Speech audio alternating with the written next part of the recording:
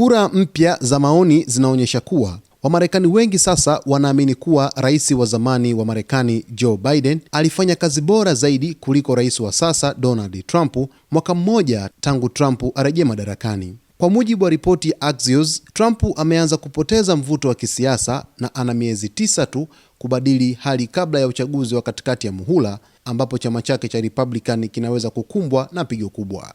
Tafiti 3 za kitaifa zinaonyesha mwelekeo unaotia wasiwasi kwa Trump. Tafiti ya kwanza ya Harvard Caps Januari 28 hadi 29, asilimia 51 ya wapiga kura waliosajiliwa wanasema Trump anafanya kazi mbaya zaidi kuliko Biden, huku 49 wakisema anafanya vizuri zaidi.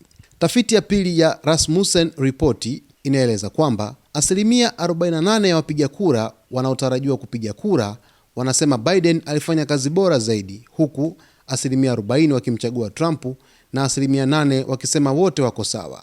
Kura ya YouGov kwa kushirikiana na The Economist inaonyesha Trump ana alama hasi 42 za kukubalika miongoni mwa vijana wa miaka 18 hadi 29.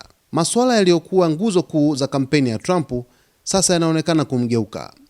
Kulingana na kura ya NBC News, asilimia 49 ya watu wazima hawaridhiki kabisa na jinsi anavyoshughulikia usalama wa mpaka na uhamiaji. Kwa mujibu wa uchambuzi wa CNN, kiwango chake cha kubadilika kwenye uchumi kimeshuka kwa asilimia 26 ukilinganisha na kipindi kama hiki katika muhula wake wa kwanza.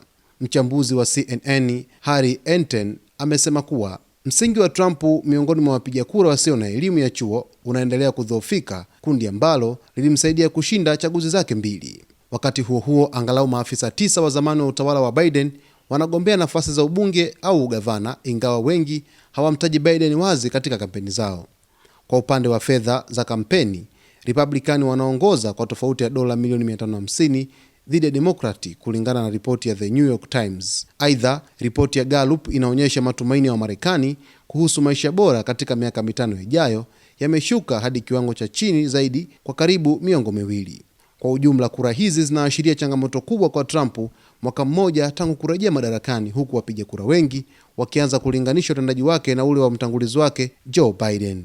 Ripoti mbalimbali zimekuwa zikieleza kwamba rais wa Marekani Donald Trump amepoteza mvuto wa kisiasa nchini Marekani kutokana na kufeli kushughulikia masuala mbalimbali, hasa ishu za uhamiaji katika taifa hilo, lakini vile wengine wakimlaumu kwa kuzidi kuweza kuanzisha migogoro mbalimbali duniani ambayo inaifanya Marekani kuweza kushuka kiuchumi, hali ambayo mvutano unazidi kuongezeka katika siasa za ndani nchini Marekani.